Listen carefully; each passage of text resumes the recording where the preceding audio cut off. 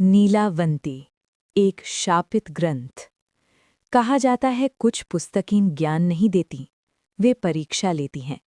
उन्हें पढ़ना सिर्फ शब्दों को समझना नहीं होता, बल्कि अपने मन के अंधकार से आमने सामने होना होता है। आज मैं आपको एक ऐसी ही पुस्तक की कथा सुनाने जा रहा हूं जिसे लोग नीलावंती कहते हैं। एक ऐसी पुस्तक जिसके अस्तित्व का कोई प्रमाण नहीं, लेकिन जिसकी कहानी सदियों से लोगों के मन में डर बनकर जीवित है। लोक कथाओं के अनुसार नीलावंती कोई साधारण स्त्री नहीं थी।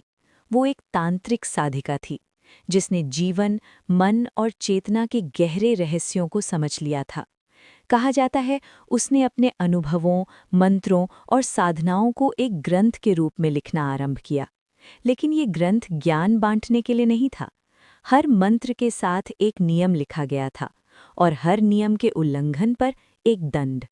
उस ग्रंथ को नाम दिया गया नीलावंती।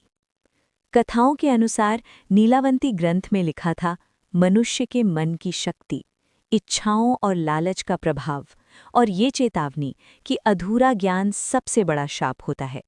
कहा जाता है इस ग्रंथ को वही व्यक्ति पढ़ सकता था जिसका मन स्थिर और उद्देश्य शुद्ध हो, लेकिन मानव स्वभाव जिज्ञासा से चलता है। एक कथा के अनुसार एक युवा विद्वान को ये ग्रंथ मिला। उसने चेतावनियां पढ़ीं, लेकिन उन्हें अंधविश्वास मानकर नज़रअंदाज कर दिया। कुछ ही दिनों में उसके जीवन में अजीब घटनाएं होने लगीं। रात में अज्ञात आवाज़ें, नींद में डरावने स्वप्न और दिन में अनजाना भय। डर के कारण उसने ग्रंथ को जलाने का प्रयास किया।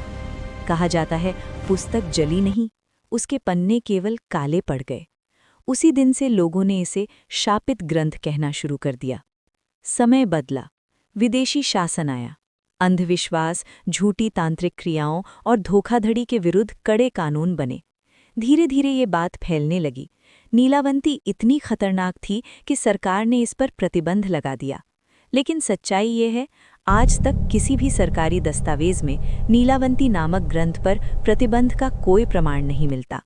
पर कहानी तब तक सच्चाई से बड़ी हो चुकी थी। मनोविज्ञान कहता है जब किसी वस्तु को पहले ही शापित मान लिया जाए तो मन हर सामान्य घटना को भी असामान्य बना देता है। नीलावंती के साथ भी यही हुआ। जिसने डर के साथ पढ़ा उसे डर ही मिला, और जिसने इसे केवल एक कथा माना उसके लिए ये केवल एक कथा ही रही। क्या नीलावंती वास्तव में थी?